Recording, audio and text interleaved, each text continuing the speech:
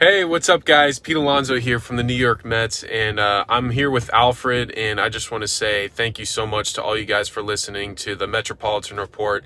It's a really awesome show. You got some great insight on Mets baseball, and yeah, it's a great place where Mets baseball is talked about, and we got a lot of really fun stuff coming up this year.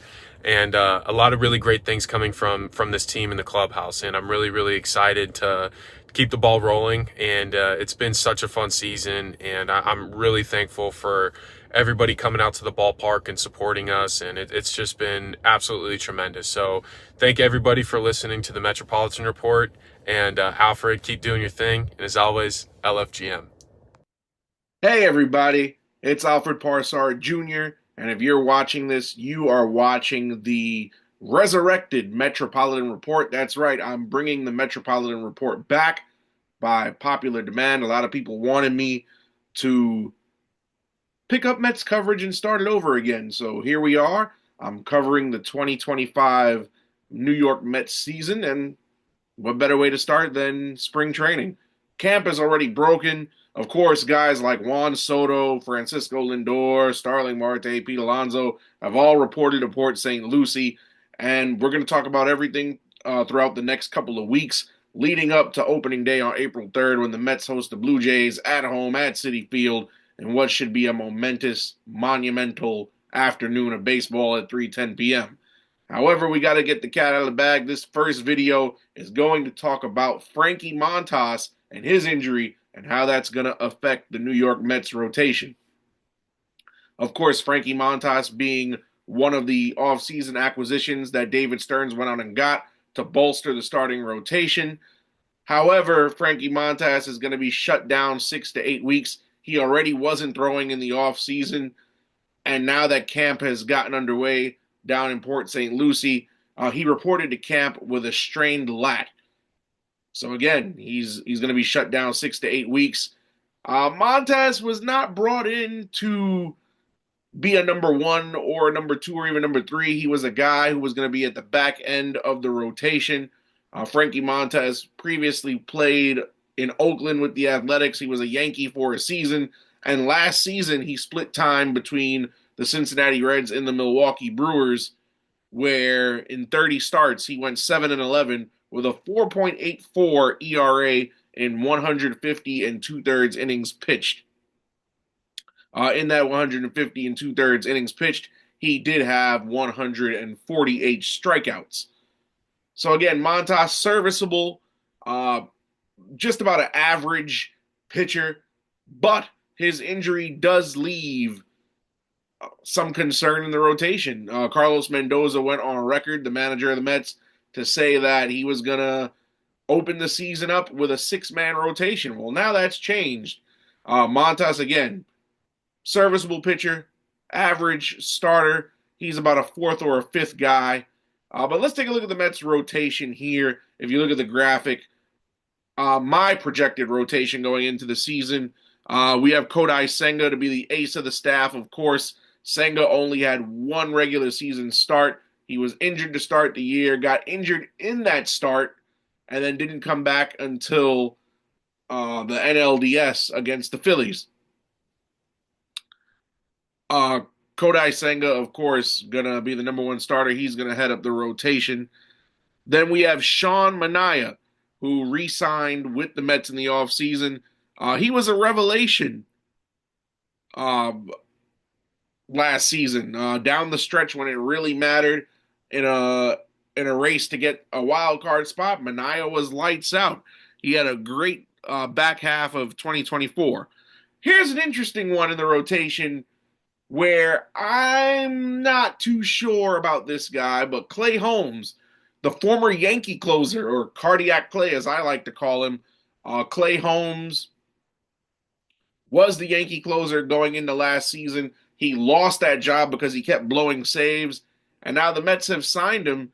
And rather than him being in the bullpen, he's going to be a starter, which I don't agree with, but we'll see how he does this spring in limited innings to warm up for the season ahead.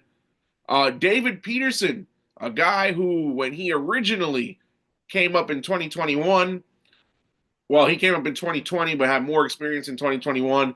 I was very, very skeptical on. But last season, it seems like he started to put it all together. But then that's only four pitchers. The fifth spot could be broken down between Tyler McGill, and then we also have Griffin Canning, who we signed as a free agent, the former Los Angeles Angel.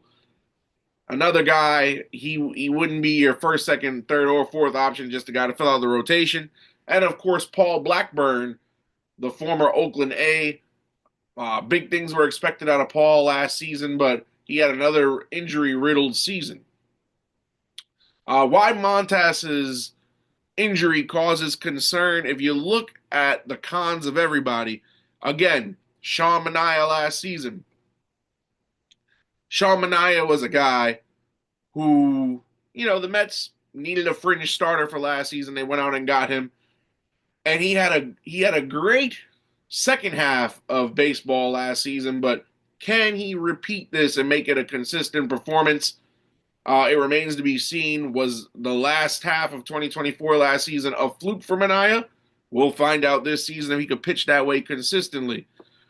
Again, Clay Holmes lost the job as the Yankees closer last season. He was in a lot of high leverage situations, coming in with 2-run, 3-run leads and blowing them, costing the Yankees games. How does he transition to a starter? Is being out of the pressure cooker of being a closer in game on the line type situations going to help him in his transition to being a starter? It remains to be seen if he'll handle the workload. Remember, closers only come into the tail end of the game, pitch one inning, maybe 2 innings max. Now he's got to go 5 or 6. Peterson, strong campaign last season, but it's been his only strong campaign in the majors, aside from the COVID-shortened 2020 season where he had a 6-2 record. How does Peterson bounce back? Well, not bounce back, but can he put together 2 strong seasons in a row? Also remains to be seen. Griffin Canning, who has a 4.78 ERA, Blackburn 4.85, and McGill 4.56. That's scary stuff. I personally don't like pitchers with ERAs over 3 to be in the rotation, but it remains to be seen how Mendoza wants to go. The 5th spot is up for grabs. He could still potentially go for a 6-man rotation with 2 of those 3 options, but Senga, Manaea, Holmes, and Peterson are all locks, I feel, to be in the rotation. Senga, I'm not worried about at all. Injuries derailed his season last season, but pitched masterfully against the Phillies in the playoffs. Had a dud against the Dodgers, but again, the guy didn't pitch all but 1 game last season, so you can't really go off of that. But again, Frankie Montas with the lat strain is going to be shut down 6 to 8 weeks. And then they're saying that when he is available to throw, Montas is going to have a full spring, as they call it, a full spring training, meaning that he's probably going to take another month and a half or 2 to get in shape to pitch in the regular season. Best case scenario, he's ready by mid-May. Worst case scenario, early June. But that does leave a hole in the rotation. So somebody is going to get an opportunity between Tyler McGill, who has the longest tenure out of these 3 options, Paul Blackburn, and Griffin Canning.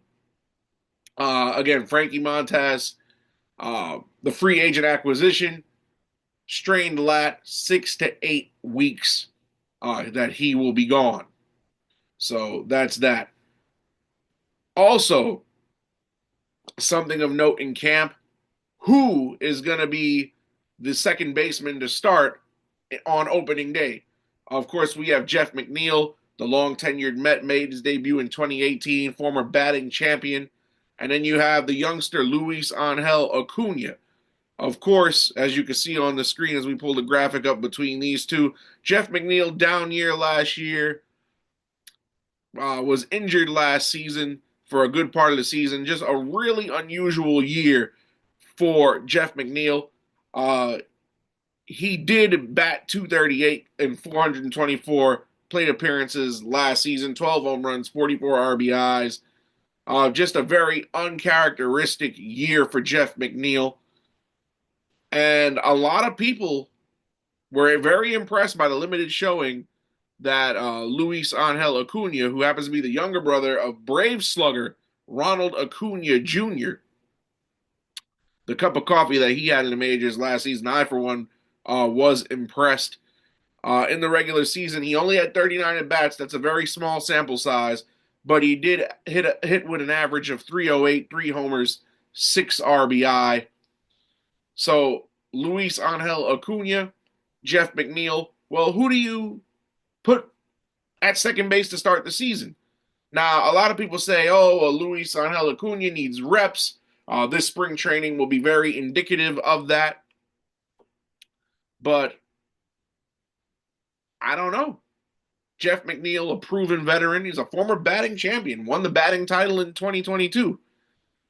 So Jeff McNeil, a great contact hitter, left-handed hitter. I personally feel they should go with McNeil to start the season. If he gets off to a slow start or is rusty, again, coming off of injuries last season, very uncharacteristic season for McNeil. But I think that they should go with McNeil at first or let them duke it out in spring training. The last time we had a position battle of this importance in spring training, you got to go back to 2019 when Pete Alonso and Dominic Smith were competing for first base. Of course, both made the opening day roster with Dom on the bench, Pete starting. But again, let it play out in spring training. The other X factor or the other variable in this situation is Ronnie Mauricio. Ronnie Mauricio can play short, but of course you're not going to put him there with Lindor in the lineup. When Mauricio, who missed all of last season with an ACL tear, was in the lineup, Ronnie Mauricio was playing second base alongside Francisco Lindor because, remember, Jeff McNeil can play in the outfield too. He can play left and he can play right. We've seen McNeil play in the outfield before to make room for other infielders. So this is a very interesting conundrum between Ronnie Mauricio, who Mauricio, when he was called up in 2023, remember 2023 was a lost season for the Mets. They did not make the postseason. They let the young man play. And Ronnie Mauricio, that kid was balling out.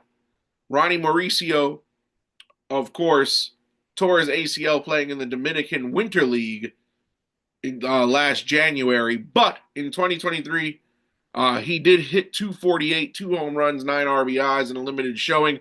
Started off the season hot before eventually cooling down. He had 101 at bats, did Mauricio. Mauricio was expected to do big things this year before he tore his ACL playing winter ball in the Dominican League last season.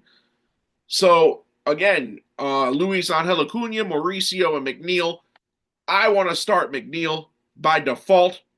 Of course, he's the veteran. He's the incumbent. He has a lot to prove because he's coming for a bounce-back year. But this position battle should be interesting. If anything, if I'm Carlos Mendoza, I'm going to let Acuna, Mauricio battle it out for a bench spot. One of them's got to start the season down in Syracuse. We don't know if Mauricio is going to have that oomph to him that he had when he got called up in 2023. Mauricio, nobody knows how he's going to look coming off of the ACL tear. He could come up to a slow start. He could be very sluggish in spring. He may not have the explosivity that he had before the ACL tear. So that's something to take a look at. He may be the odd man out, but if it's up to me, I would let Luis Angel Acuna and Ronnie Mauricio both battle it out. Whoever performs better is going to be on the active roster come April 3rd, and the man that falters or falls behind in the battle should go to Syracuse to start. Well, folks, that's been my opinion. This has been a Metropolitan Report short. Stay tuned to this channel because I will be bringing you content all throughout the 2025 MLB season.